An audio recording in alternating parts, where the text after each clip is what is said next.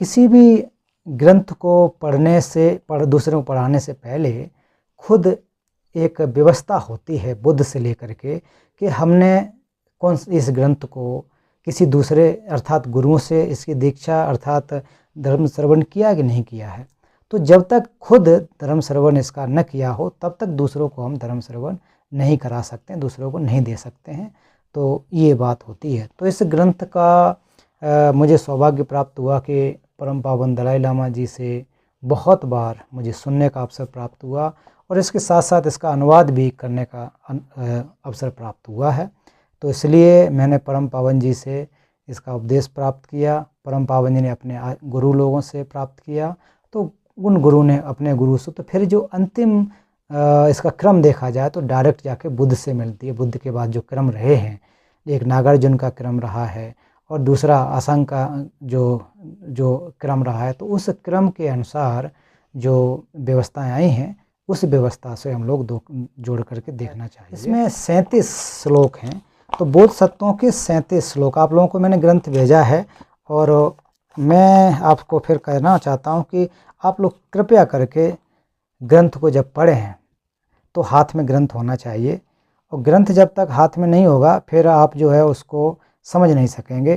तो इसलिए समझने के लिए ग्रंथ को साथ में होना बहुत ज़्यादा महत्वपूर्ण होता है। तो आप लोग छोटा सा है, आपको प्रिंट करिए, प्रिंट करके हाथ में रखिए, नोटबुक रखिए जिससे आप नोट बना सकें। धर्म का श्रवण करने के लिए हमें बहुत अटेंटिव होना चाहिए, बहुत सावधान होना चाहिए। अच्छी तरह से जब धर्म का श्रवण करें तो बैठ करके अच्छी तरह से करना चाहिए, विधि विधान से करना चाहिए। तो ये बातों का हमें ध्यान रखने की आवश्यकता है। तो इसलिए हम लोग अब शुरू यहाँ पर करते हैं। तो सबसे पहले इसमें लिखा है कि गेल्से थोंगमे रचित बोधिसत्वों के 37 अभ्यास। तो रचयिता के बारे में मैंने बता दिया है कि जो रचनाकार हैं उनका जीवन परिचय किस प्रकार से है, तो वो समझें। तो सबसे पहले फिर आप ग्रंथ को देखें तो इसमें लिखा है कि नमो लोकेश्वराय। तो नमो किसी भी ग्रंथ में नमस्कार किया जाता है। तो अगर कोई ग्रंथ किसको हम डेडिकेट कर रहे हैं, पहली बात किसने रचना की है, कहाँ पर लिखा गया है और इसके विषय क्या है, ये ग्रंथ की महत्वता होती है, उसका अर्थ होता है। तो इसके रचनाकार के पता लग गया, तिब्बत में इसकी रचना की गई।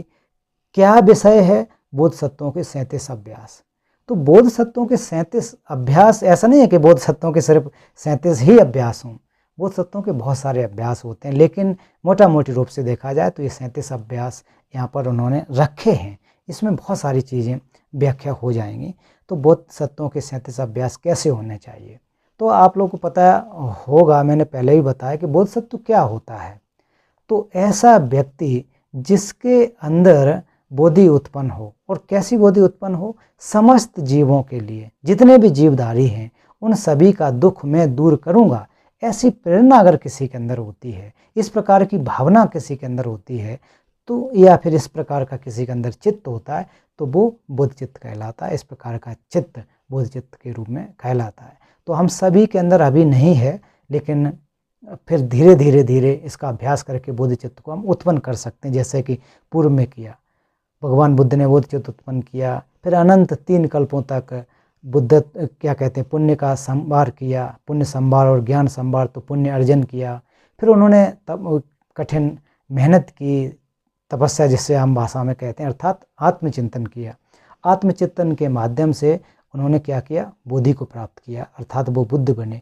तो बुद्ध को प्राप्ति होने के लिए, बोधि तक जाने के लिए हमें बोधिसत्व बनने की आवश्यकता होती है, अभ्यास करने की आवश्यकता होती है। तो इसलिए ये बोधिसत्वों के जो अभ्यास हैं वो हैं। तो सबसे पहले अभिलिखितेश्वर नमो लोकेश्वर जो हैं, कि लोक का अर्थ क्या हुआ, तो लोक का अर्थ हुआ संसार, ये दुनिया। तो उसके कौन हैं जो देखने वाले, हमें रख रखाव करने वाले। तो आपको साक्षात हम लोग बुद्ध की बात करते हैं, हम लोग बुद्ध हैं। तो बुद्ध हमारे जो हैं इस संसार के सारे के सारे दुखों को दूर करने वाले हैं, उन दुखों को हरने वाले हैं। तो इसलिए सबसे पहले उनको नमस्कार यहाँ पर किया जा रहा है। तो किसी भी ग्रंथ में हमेशा आप देखेंगे कि जो या तो भगवान बुद्ध को नमस्कार किया जाता है, या बोधिसत्वों को नमस्कार किया जाता है या फिर अन्य अन्य को जो नमस्कार किया जाता है, तो वो यहाँ पर देख सकते हैं कि जिन्होंने समस्त, इसमें लिखा है कि जिन्होंने समस्त धर्मों के आगम एवं निर्गमन के अभाव का साक्षात्कार कर लिया है, फिर भी जीवों के हितार्थ निरंतर परिश्रम करते रहते हैं, उस गुरुवर तथा अवलोकितेश्वर के चरणों में मैं तीनों द्वारों से सदा प्रणाम करता हूँ। तो इस पहले ग्रंथ में गुरुओं के प्रति स्तुति की गई है।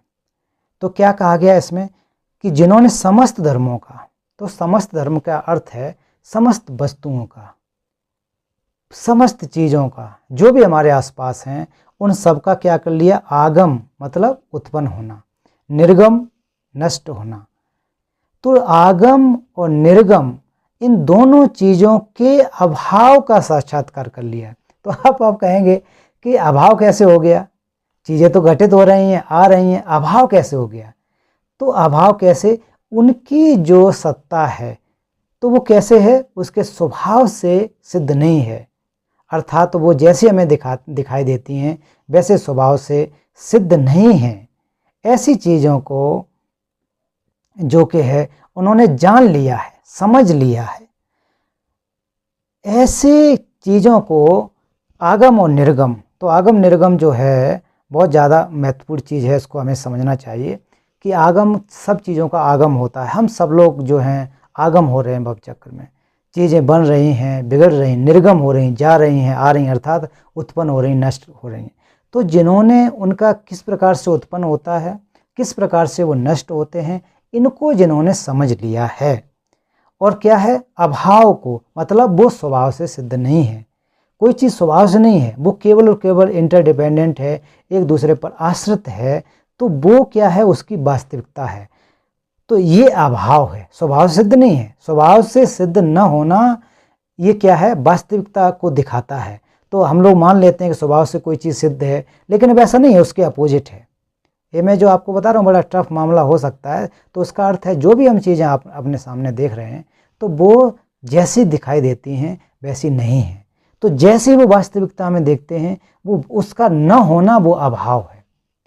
सत्यता जैसी दिखाई देती वैसी न होना वो उसके अभाव के रूप में होता है। तो इसलिए जो घटित होती है, जो नष्ट होती है, उनको जिन्होंने साक्षात्कार कर लिया है, अपनी बुद्धि के माध्यम से प्रत्यक्ष रूप से जिन्होंने समझ लिया है, आगे फिर भी मतलब जिन्होंने आगम निर्गम कर लिया, अर्थात अपने कहा जाए तो उन्होंने ऑलरेडी बुद्धत्व को प्राप्त कर लिया है, बोधि को प्राप्त कर लिया है, फिर भी आगे क्या कह रहे हैं, फिर भी जीवों के हितार्थ निरंतर परिश्रम करते रहते हैं।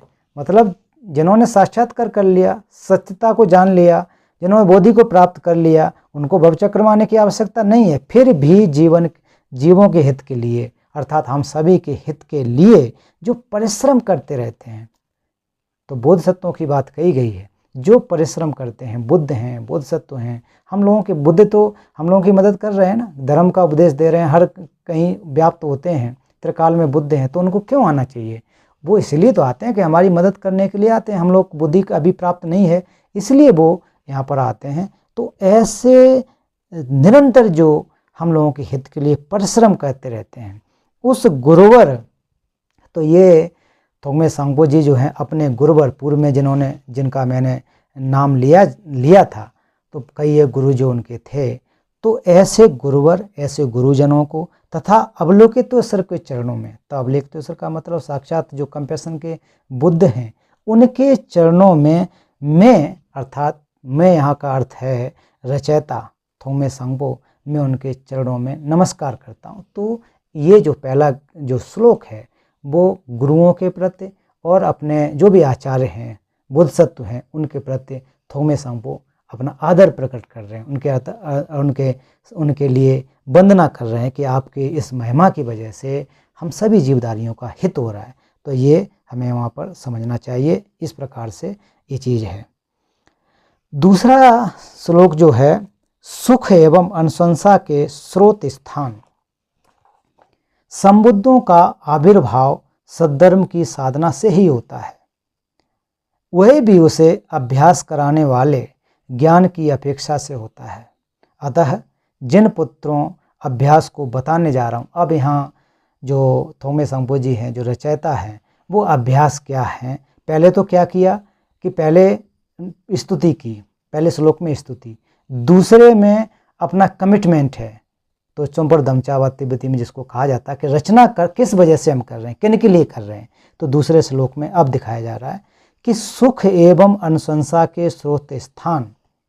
तो जो सुख के स्रोत स्थान हैं, बुद्ध हैं, बोधिसत्व हैं, एवं क्या स्रोत, जो हमारे क्या है, अनुशंसा के स्रोत हैं, उनका हम प्रेज करते हैं। क्यों हम प्रेज करते हैं, क्यों अनुशंसा करते हैं कि वे उन्होंने तो ऑलरेडी बुद्धत्व को प्राप्त कर लिया है, उन्होंने अपने क्लेशों को नष्ट कर लिया है, तो वो एक प्रकार के हमारे स्रोत बन गए हैं। कैसे स्रोत बन गए हैं, सुख के स्रोत बन गए हैं, संबुद्ध हो चुके हैं। तो संबुद्ध का आविर्भाव सद्धर्म की साधना से ही होता है। जो उन्होंने बोधि को प्राप्त किया है तो वो कैसे होगा, सधर्म की साधना से ही होता है। अब सधर्म का अर्थ क्या यहाँ पर है, सधर्म का अर्थ है निरोध सत्य। बुद्ध का जो धर्म की बात अगर कही जाती है, आपसे अगर पूछ ले कि धर्म क्या है, बुद्ध धर्म का वास्तविक धर्म क्या है, तो वो है निरोध सत्य, है ना। निरोध सत्य, चार मार्गों में से जो तीसरा है निरोध सत्य, आर्य निरोध सत्य, उसको सद्धर्म कहा गया है। तो ये जो संबुद्धों का आविर्भाव सद्धर्म की साधना से ही होता है। जैसे ही आप निरोध सत्य को प्राप्त कर लेंगे, जैसे ही चीज़ों को आप समझ लेंगे, जैसे की जैसी हैं, वैसे ही आप क्या कर लेंगे, संबोधि को प्राप्त कर लेंगे, संबुद्धत्व को प्राप्त कर लेंगे, सम्यक संबुद्ध बन जाएंगे। वह भी उसे अभ्यास कराने वाले ज्ञान की अपेक्षा से होता है। तो ये जो है बोधि को अगर प्राप्त करना है तो वो कैसे प्राप्त होगा, हमें जो है उसका अभ्यास करने की आवश्यकता होती है। जो भी अभ्यास, बोधिसत्वों के अभ्यास हैं, जो भी अलग अलग अभ्यास होते हैं, चाहे पुण्य संभार करना हो, चाहे ज्ञान संभार का अभ्यास करना हो, चाहे पारमिताओं का अभ्यास करना, बहुत सारे अभ्यास होते हैं। चाहे 4 आर्य सत्य की बात हो, 8 अष्टांगिक मार्ग हों, या फिर 2 सत्य हों, 4 सत्य हों, अलग अलग उसकी व्याख्या होती है। तो वो केवल और केवल जो है अभ्यास से ही संभव होता है, बिना अभ्यास से संभव नहीं होता है। अतः जिन पुत्रों अभ्यास को बताने जा रहा हूँ, तो आप रचयिता कह रहे हैं कि इत्यादि जो बातें हैं, तो वो जिन पुत्र, अर्थात हम जो बोधिसत्व हैं, तो बोधिसत्व को जिन पुत्र कहा जाता है, बुद्ध पुत्र कहा जाता है। तो हम सभी के लिए ये मैं बुद्ध चित्त को या बोधिसत्वों का अभ्यास किस प्रकार से होता है, मैं यहाँ पर आपको बताने जा रहा हूँ। ये गेलसे थोमे सांगपो जी बता रहे हैं दूसरे श्लोक में। तो दूसरे श्लोक में कहा जा रहा है कि हम यहाँ क्या बताएंगे आपको, मेरा आगे का जो प्रोग्राम है वो क्या है, किस लिए है। तो इसलिए कि सुख को जिन्होंने प्राप्त कर लिया है, जो संबुद्धत्व को प्राप्त हो चुके हैं, वो संबुद्धत्व को प्राप्त जिन्होंने किया है वो ऐसे ही नहीं हो गया है, तो उन्होंने अभ्यास किया है 3 कल्पों तक। जैसे कि आप देखेंगे कि पुण्य का जो संभार है वो अनंत 3 कल्पों तक, तो 3 कल्पों का अलग अलग समय की व्याख्या होती है। तो कुल मिला के हम कह सकते हैं कि उन्होंने जन्मों तक, बहुत सारे समय तक लेकर के पुण्य का संचय किया है। पुण्य का जो संचय होता है 2 प्रकार से होता है, एक होता है पुण्य संभार, जो दूसरा होता है ज्ञान संभार। तो उन्होंने 2 प्रकार के जो संचय किए हैं, तो ज्ञान संभार और पुण्य संभार, लगातार जिन्होंने जिसका अभ्यास किया है वो सद्धर्म की साधना की है, जो रियलिटी है उसको वैसा ही जिन्होंने समझा है। तो ऐसे जो अभ्यास हैं वो मैं आपको यहाँ पर बताने जा रहा हूँ। यहाँ पर ये थोंगमे सांगपो जी कह रहे हैं। आगे तीसरे श्लोक की तरफ देखें कि स्व और पर, आप किताब में देखिए, स्व और पर दोनों के संसार सागर से उद्धार हेतु दुर्लभ क्षण संपत्ति रूपी नाव प्राप्त होता है। तो इस अवसर में बिना किसी आलस्य के दिन रात सद्धर्म का श्रवण, मनन और भावना करना जिन पुत्रों का अभ्यास है। अब देखिए इसमें बहुत, इस श्लोक में जो है बहुत ज़्यादा बातें कही गई हैं, बहुत गंभीर श्लोक है। क्या कहा जा रहा है इसमें, स्व और पर दोनों के संसार सागर से उद्धार होने हेतु दुर्लभ क्षण संपदा रूपी नाव प्राप्त है। अब यहाँ पर क्या अर्थ है, यहाँ स्व मतलब अपना, पर मतलब दूसरा, और इस भव संसार सागर से, तो हम लोग क्या है, संसार में पड़े हैं, भवचक्र में पड़े हैं। तो भवचक्र क्या है, दुखों का जंजाल। तो दुखों के जंजाल में बार बार हम लोग आ रहे हैं, बार बार जन्म मिल रहा, बार बार परेशान हो रहे हैं। तो ऐसे सागर से उद्धार होने के लिए, मतलब मुक्ति होने के लिए, ये अर्थात हमें इससे बार बार इस बंधन में दुखों के ना आना पड़े, उसके लिए क्या हुआ है, क्षण संपत्ति रूपी, तो क्षण संपत्ति जो है इसको कहा जाता है हमारे शरीर को, जो हमें काय प्राप्त हुई है, जो हमें धर्म का अवसर सुनने का मौका जो हमें प्राप्त हुआ है। हम बुद्ध के क्षेत्र में पैदा हुए हैं, बुद्ध के दर्शन को हम पढ़ पा रहे हैं, हमारे पास भिक्षु संघ है, उपासक संघ है, उपासका संघ है, बुद्ध हैं, बुद्ध के ग्रंथ हैं, और हमारे जो विशेष बात कि हमारे जो आलय हैं वो सारे के सारे इंद्रिय हमारी काम कर रही हैं। हम लंगड़े लूंगड़े नहीं हैं, हम बहरे नहीं हैं, हम गूंगे नहीं हैं, हम अच्छे सुन सकते हैं, हम बेवकूफ़ नहीं हैं। तो सारी की सारी जो व्यवस्था है, जो फैकल्टी हमारी, वो ठीक से है, हमारी आंखें अच्छे से काम कर पा रही हैं, हमारे पास गुरुजन हैं, हमारे पास बोधसत्व हैं, सारे के सारे। तो ऐसे समय में ये जो शरीर हमको प्राप्त हुआ है वो नाव रूपी है। नाव किससे? भवचक्र से पार जाने के लिए। क्योंकि जो हमारा माइंड है, तो ऐसा नहीं भवचक्र से जाएंगे तो हमारा शरीर कहीं जाता नहीं जाता है। चित्त जो है, चित्त के अंदर मैल है, वो मैल चित्त जो किस पर? बॉडी पर डिपेंड होता है। तो बॉडी है तब जाकर के चित्त इसके ऊपर आश्रित होता है। तो ये नाव प्राप्त हुई है। जैसे हम मान लीजिए किसी नदी को पार करना चाहें, तो हम क्या करते हैं कि नाव पर चढ़ के उस नदी से पार हो जाते हैं। ऐसा नहीं कि हम नाव को साथ लेकर के जाते हैं। तो शरीर क्या है? जैसे लायक नाव है ना, नाव की तरह है। तो हम शरीर को लेकर नहीं जा रहे हैं, हम केवल पार जा रहे हैं। जैसे ही नदी के पार हो गए, हमने उसको छोड़ दिया, आगे चले गए। तो उसी प्रकार से जो शरीर है हमारा, वो क्या है? केवल और केवल नाव जैसा है, हमें इसको लेके नहीं जाना है। चित्त की संतति होती है, चित्त की निरंतरता होती है। तो उस चित्त को निरंतर जो ले जाने के लिए एक इस जो बेस है वो हमारा बॉडी है।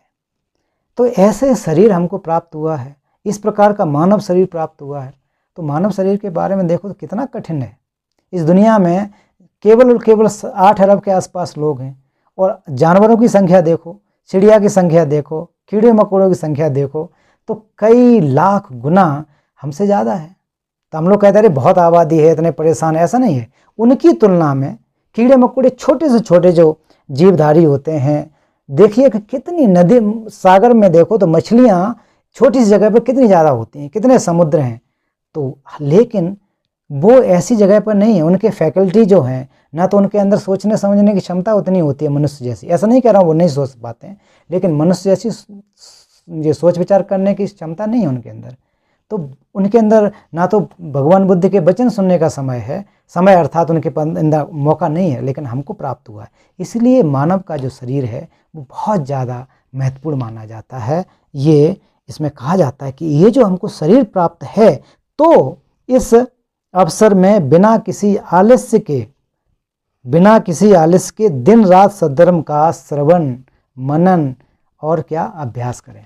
अरे हम लोग कहते हैं ना कि अरे क्या करना है, अभी तो हम छोटे ही हैं, अभी तो हम हाई स्कूल में हैं, अभी तो नौकरी भी नहीं लगी, अरे अभी शादी भी नहीं हुई है, अभी बाल बच्चे भी नहीं हुए, अभी हम दादा दादी भी नहीं बने हैं, अभी तो क्या हुआ है 60 साल के हुए हैं, बाद में करेंगे अभ्यास धर्म का।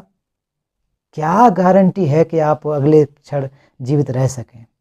क्या गारंटी है कि हम लोग अब मेरी अगली सांस आए कि ना आए? ये तो अनसर्टेन है ना।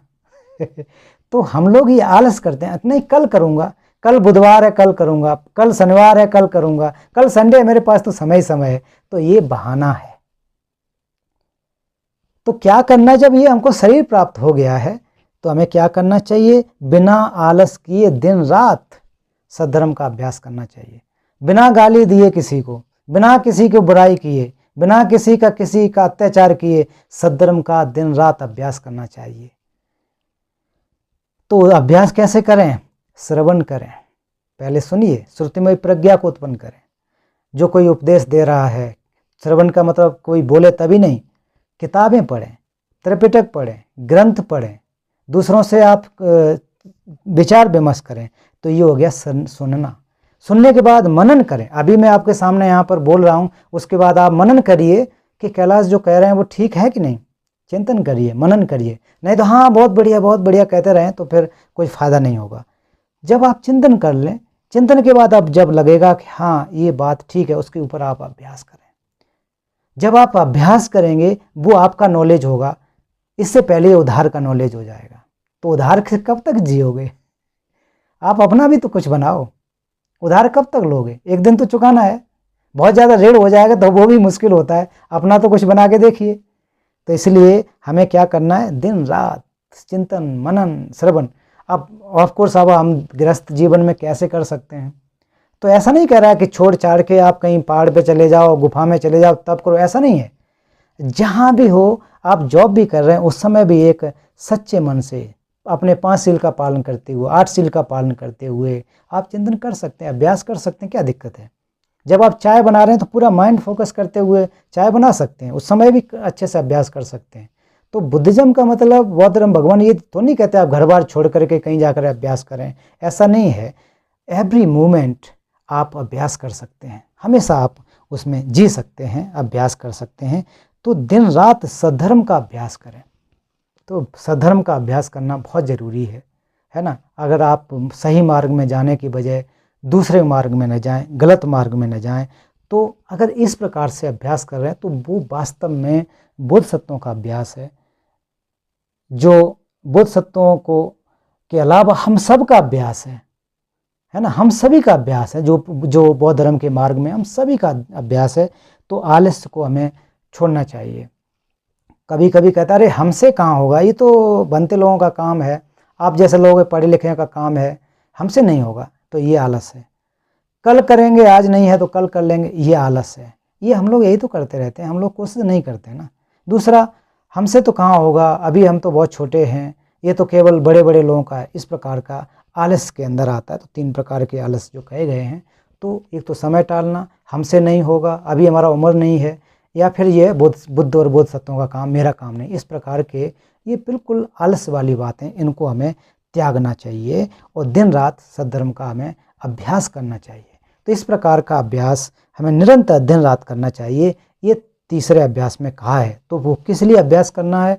स्वयं को पार कराना है, दूसरों को पार कराना है। मतलब स्वयं का अर्थ खुद हो गया, दूसरे परिवार के हो सकते हैं, समाज के हो सकते हैं, देश के हो सकते हैं, कोई लोग हैं, उनको अच्छी बातें बताएंगे तो उनका उद्धार हो जाएगा, उनका हित हो जाएगा। तो ये हमें अभ्यास इसमें करना है। तो तीसरे श्लोक में आचार्य गिल्से थोमे जी ये इसके बारे में व्याख्या कर रहे हैं।